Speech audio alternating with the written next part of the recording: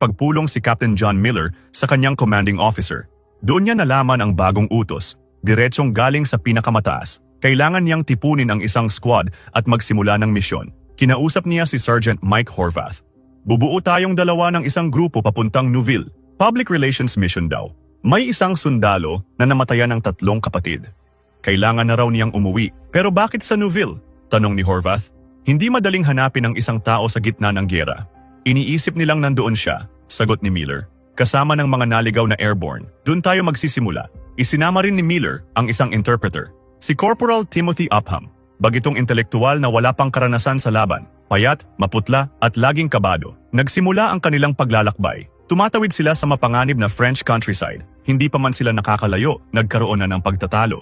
Captain, diretsong tanong ni Private Raven, paki-explain nga ang math dito. Bakit isusugal ang 8 sundalo para lang iligtas ang isa? Sumagot si Wade, ang medic ng grupo. Isipin mo na lang ang nanay ng kawawang sundalo.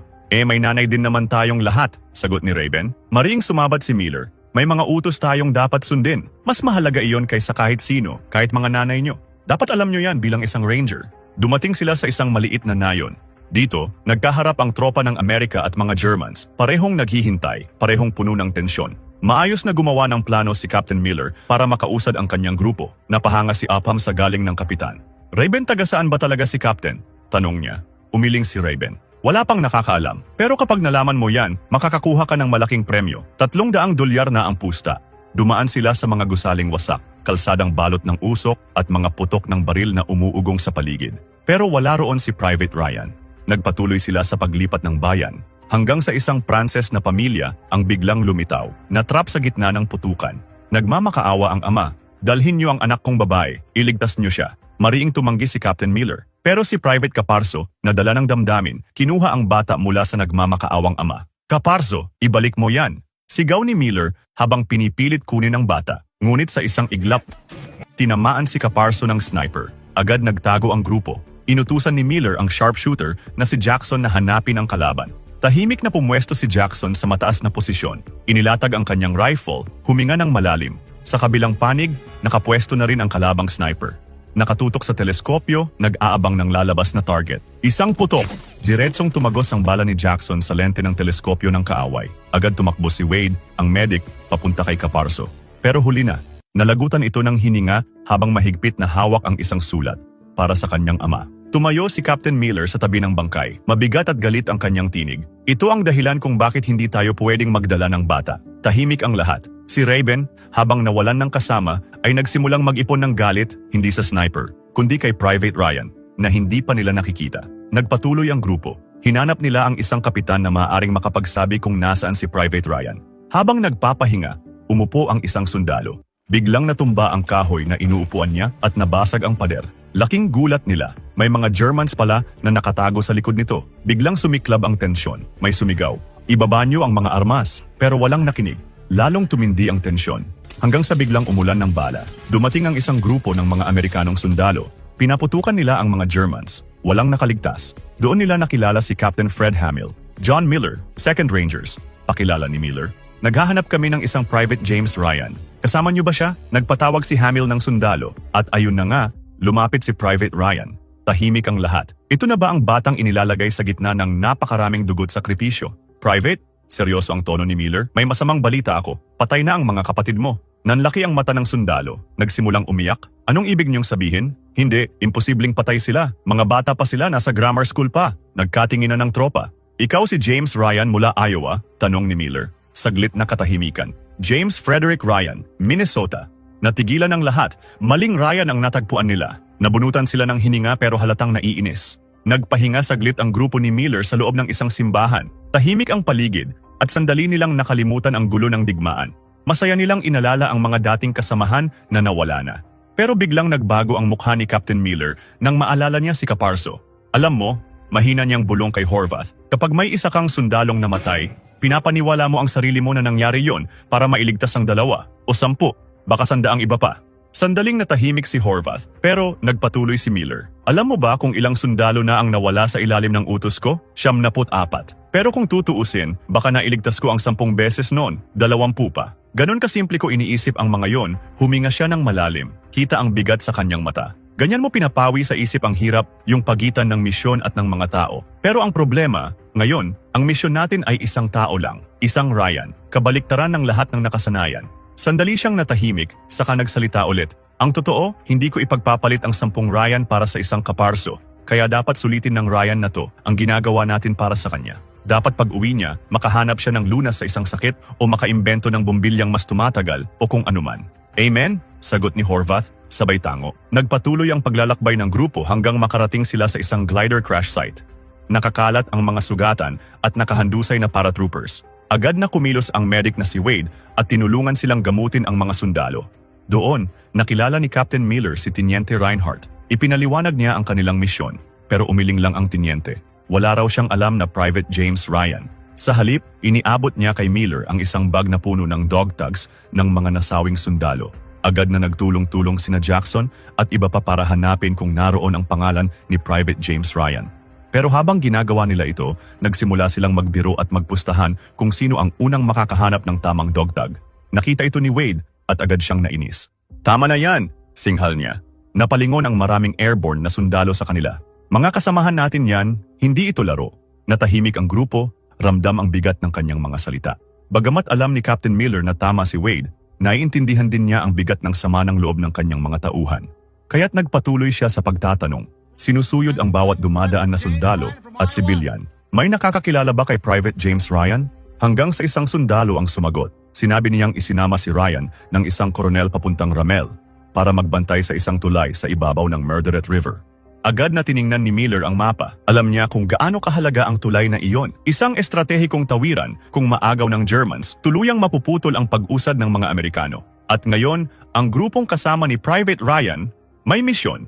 Bantayan ang tulay hanggang dumating ang mas malaking puwersa ng Amerikano na susulong papuntang Paris.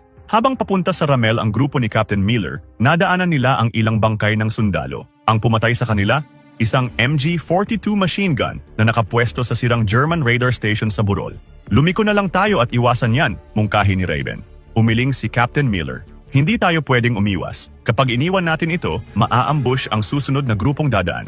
Sumabat si Mellish. Pero sir, hindi naman ito ang misyon natin, di ba? Mariing sagot ni Miller. Ang misyon natin ay manalo sa digmaan. Pinaghiwa-hiwalay niya ang grupo. Naiwan si Upham para magbantay ng gamit. Umatake ang iba, nagpalitan ng putok hanggang sa makalapit at maihagis ang granada. Natapos ang putukan, 4 na Germans ang patay. Biglang sumigaw si Miller. Upham, dalhin mo rito ang medical kit, bilis! Nakahiga ang medic na si Wade, malubha ang tama sa katawan. Nagkukumahog silang lahat pero may tama siya sa atay. Alam mismo ni Wade na hindi siya makakaligtas. Luhaan, nakiusap siya na turukan na lang ng morphine para hindi na maramdaman ang sakit. Sa huli, binawian siya ng buhay. Dahan-dahang kinuha ni Captain Miller mula sa bulsa ni Wade ang sulat na iniwan pa ni Caparzo. Sumabog ang galit ni Raven nang makita ang natitirang German na buhay. Kahit nakataas ang kamay nito at nagmamakaawang sumuko, binugbog pa rin siya ni Raven, Mellish at Jackson. Handang-handang barilin ang bihag, pero mariing nag-utos si Miller. Paghukayin niyo siya ng libingan para kay Wade. Alam ni Upham kung ano ang ibig sabihin nito. Lumapit siya sa kapitan. Sir, hindi ito tama. May rules of war tayong dapat sundin. Pero hindi sumagot si Miller. Tahimik siyang lumayo, umupo sa isang sulok, at doon, hindi na niya mapigilang umiyak. Ramdam ang bigat ng kanyang mga desisyon, ramdam ang mapait na pagsisisi. Samantala, ang sundalong bihag nanginginig na nagmamakaawa. Gusto ko sa Amerika, gusto ko sumuko. Nagpakilala pa ito bilang Steamboat Willie. Sa huli, pinakawalan siya ni Miller para sumuko na lang sa susunod na American Patrol. Hindi sang-ayon ang grupo, lalo na si Raven. Tapos na ako sa misyong ito, galit niyang sabi, sabay talikod at akmang aalis. Huwag kang tumalikod sa kapitan mo, pagbabanta ni Horvath, sabay tutok ng baril kay Raven. Uminit ang tensyon, nataranta sina Upham, Mellish at Jackson. Captain, pakalmahin niyo po sila, pakiusap ni Upham. Tahimik si Miller. Saglit siyang huminga ng malalim, bago nagsalita, Mike, magkano na ang pustahan sa akin ngayon? $300 ba? Nagulat ang lahat. Patuloy si Miller. Isa akong guro. Nagtuturo ako ng English composition sa maliit na bayan sa Adley, Pennsylvania. Nagko-coach din ako ng baseball tuwing tagsibol. Noon, nahuhulaan agad ng mga tao ang trabaho ko. Bagay daw kasi sa akin. Pero dito, hindi nyo mahulaan. Minsan iniisip ko, nagbago na ba ako ng sobra? Baka hindi na ako makilala ng asawa ko pag nakabalik ako. Paano ko kaya ikukwento sa kanya ang mga araw na ganito? Kumalma ang lahat. Nakinig sila ng tahimik. Wala akong alam tungkol kay Private Ryan. Wala rin akong pakialam. Pero kung ang paghahanap sa kanya ang magbibigay sa akin ng karapatang makabalik sa asawa ko, kung ganun, iyon ang magiging misyon ko. Humupa ang tensyon sa pagitan nina Horvath at Reiben. Bago sila muling naglakbay, sama-sama nilang inilibing si Wade at ang mga bangkay ng iba pang Amerikanong napaslang sa lugar. Nang malapit na sila sa Ramel, narinig nila ang paparating na tangke ng kalaban. Nagtago sila sa damuhan. Biglang sumabog ang tangke, tinamaan ito ng bazooka. Nabigla ang grupo ni Miller. Sino ang bumaril? Tanong ni Horvath. Nagsilabasan ang mga kalabang sundalo at agad nila itong pinagbabaril. Nang mapatay ang lahat ng kalaban, lumabas mula sa damuhan ang 3 sundalong Amerikano. Lumapit si Captain Miller at nagpakilala. Captain Miller, Charlie Company, 2nd Rangers. Corporal Henderson, Easy Company, 501st, sagot ng isa. Ryan, 1st of the 506th, sabi ng isa pang sundalo. Toynbee, 3rd of the 506th. Agad nagtanong si Miller. James Francis Ryan, tumango ang isang batang sundalo. Yes sir, ako po, paano nyo nahulaan? Nagkatinginan ng Rangers. Sa wakas, nahanap na nila si Ryan. Pumunta sila sa lugar kung saan nakapwesto ang grupo ni Ryan. Isang wasak na lugar, halatang dumaan sa matinding digmaan. Nakausap ni Miller si Corporal Fred Henderson. Sinabi nitong naghihintay lang sila ng reinforcement. Hindi kami reinforcement. Nandito kami para kay Ryan, sagot ni Miller. Tinawag niya si Ryan. James Francis Ryan, taga Iowa? Tanong ni Miller. Yes sir, sagot ng sundalo. Napatay ang mga kapatid mo sa labanan. Nabigla si Ryan pero pilit niyang nilalakasan ng loob. Alin sa kanila? Tanong ni Ryan. Lahat sila, mahinang sagot ni Miller. Lalong sinakloban si Ryan ng matinding lungkot. Ikinalulungkot ko, marahang sabi ng kapitan. Hindi agad nakaimik si Ryan. Maya-maya, nagsalita siya muli. Nagpunta pa kayo rito para lang sabihin yan sa akin? Hindi. Pauuwiin ka na. Ang utos namin ay dalhin ka pabalik, sagot ni Miller. Pero hindi pumayag si Ryan. May sarili rin akong utos, sir, at hindi kasama roon ang iwanan ng pwesto ko, ang mismong Chief of Staff ng US Army na ang nagbigay ng utos, paliwanag ni Miller. Sir, ang utos sa amin ay ipagtanggol ang tulay na ito sa kahit anong halaga. 2 tulay na sa Merderet ang winasak ng mga Germans. Kung pababayaan naming makuha pa nila ito, mawawala ang ating pwesto at mapipilitan tayong umurong. Hindi ako makakaalis hanggang dumating ang dagdag na tropa. Hinarap ni Reiben si Miller at nagsalita, Hoy, gago! 2 sa amin ang namatay sa paghahanap lang sa'yo, naiintindihan mo? Natahimik si Ryan. Pero para sa kanya, walang saysay ang lahat. Bakit ako ang dapat umuwi? Bakit hindi sila? Pareho lang naman kaming nakikipaglaban dito, tanong ni Ryan kay Miller, sabay turo sa mga kasamahan niyang sundalo. Sabihin niyo sa ina ko na, natagpuan niyo na ako. Nandito ako kasama ang natitira kong mga kapatid at hindi ko sila kayang talikuran. Sigurado akong maiintindihan niya iyon. Hindi ko iiwan ang tulay na ito, patuloy na pagmamatigas ni Ryan. Walang nagawa si Miller dahil sa puso niya naiintindihan din niya kung saang nanggagaling si Private Ryan. Tinanong ni Howard si Miller kung ano ang plano nitong gawin. Ano sa tingin mo? Gusto kong marinig ang iniisip mo, sagot ni Miller. Sa isang banda, naniniwala akong tama ang bata. Pero sa kabilang banda, kung manatili tayo at makaligtas pa rin dito, baka balang araw, kapag binalikan natin ito, maisip natin na ang pagliligtas kay Private Ryan ang nag-iisang matinong bagay na nakayanan nating gawin sa gitna ng gulong ito. Gaya nga ng sabi mo, kapag nagawa natin iyan, magkakaroon tayong lahat ng karapatang makauwi, sabi ni Horvath. Napagpasyahan ni Miller na tulungan silang protektahan ang tulay. Ipinakita ni Corporal Henderson ang natitira nilang armas. Limitado na lamang ang mga ito. Alam nila na anumang araw mula ngayon ay maaaring umatake ang puwersang Germans. Bumuo si Miller ng plano. Itinalaga niya ang isang malaking nasirang gusali bilang alamo, isang estratehikong punto para sa huling depensa. Kapag nabigo sila, sisirain ang tulay gamit ang mga pampasabog. Itinalaga ang bawat isa. Si Jackson, pumosisyon sa kampanaryo, kita niya ang halos buong lugar. Sina Mellish at Henderson may hawak ng machine guns. Si Reiben magsisilbing bitag na hahabulin ng mga Germans. Si Ahpam naatasan sa pagkuha at pagbibigay ng bala. Si Ryan mananatiling malapit kay Miller para masiguro ang kanyang kaligtasan. Habang naghihintay, nagkwento si Ryan ng masasayang alaala kasama ang kanyang mga kapatid. Pero hindi nagtagal, narinig na nila ang dagundong ng mga makina. Dama ang tensyon sa hangin. Parating na ang mga puwersang Germans. May 4 na tangkeng paparating, higit sa 50 sundalo. Sa wakas, lumitaw ang mga sundalong Germans sa dulo ng pangunahing kalye at huminto. Nasira ang plano, hindi sila dumaan sa gitna. Bagkus, lumiko sila sa kanlurang bahagi ng nayon. Isang tangke lang ang tumuloy sa pangunahing kalye. Tahimik ang mga Amerikano, naghihintay ng tamang oras para tambangan ang kalaban. Pinasabog nila ang likod ng tangke. Halos 20 sundalong Germans ang nadamay. Pinaulanan nila ng bala ang natitirang Germans. Gumanti ang kalaban. Pinaputukan ng tangke ang posisyon ni Henderson. Lumipat sila ng taguan. Gamit ang improvised sticky bombs na tinuro ni Miller, pinasabog nila ang tangke. Hinagisan nila ng Molotov cocktail. Ang bukas na bahagi nito, nasunog ang mga sundalong Germans. Sa kampanaryo, matagumpay si Jackson sa pagpaslang ng mga kalaban. Pero pinasabog ng isa sa mga tangke ng Germans ang kampanaryo, nadaganan si Jackson.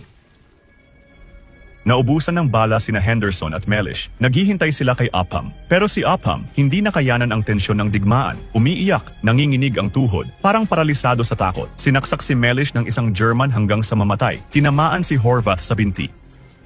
Naubusan na rin ng bala sina Miller at Ryan. Nagsimula silang maghagis ng mortar round gamit ang kamay. Umatras ang mga Amerikano. Pero napuruhan si Horvath. Si Upham na lang ang naiwan sa kabilang banda ng tulay. Tumakbo sina Miller at Ryan sa Alamo upang ihanda ang pagpapasabog ng tulay. Kasama si Raven, nagpatuloy sila sa pakikipagbarilan sa mga Germans. Isang tangke ang tumatawid na sa tulay. Pinaputukan nito ang gusaling malapit kay Miller. Bumagsak si Miller. Nabitawan niya ang detonator. Sandaling tumigil ang kanyang mundo. Napansin niyang natatalo na sila sa laban. Nakita niya si Horvath, wala ng buhay. Si Ryan naman, halos mawalan na ng pag-asa, umiiyak na parang bata. Pinilit ni Miller na kunin ang detonator, pero bigla siyang binaril ng isang German. Si Steamboat Willie, ang sundalong pinalaya nila noon sa radar station. Malala ang tama ni Miller. Binunot niya ang kanyang baril. Desperado niyang pinaputukan ang tangke. At bigla, sumabog ang tangke. Dumating na ang mga reinforcement na P-51 Mustang fighters ng Amerika. Sunod-sunod ang bomba, umatras ang mga Germans. Nakita ni Upham ang German na bumaril kay Miller, nagtangkang sumuko. Binaril niya ito. Pero hinayaan niyang makatakas ang mga kasamahan nito. Patuloy ang pagdating ng karagdagang puwersa ng Amerika. Sinubukan ni Raven gamutin si Miller habang naghihintay ng medic. Sa huling hininga, gamit ang kanyang nanginginig na kamay, mahinang hinila ni Miller ang damit ni Ryan. James, mahina niyang sabi. Ano yun, sir? Tanong ni Ryan, luhaan. Naway maging karapat-dapat ka sa sakripisyong ito. At tuluyan ng binawian ng buhay si Captain Miller. Ang liham ni Caparzo para sa kanyang ama ay muling nagpalit ng kamay. Kinuha ito ni Raven mula sa loob ng jacket ng kapitan. Lumipas ang mga dekada. Si Private James Francis Ryan, matanda na, kasama ang kanyang pamilya, bumisita sila sa Normandy Cemetery. Sa harap ng libingan ni Miller, sinabi niya, inalala ko ang mga salita niya araw-araw. Sinikap kong mabuhay ng marangal. Sana, naging karapat-dapat ako sa sakripisyo nila.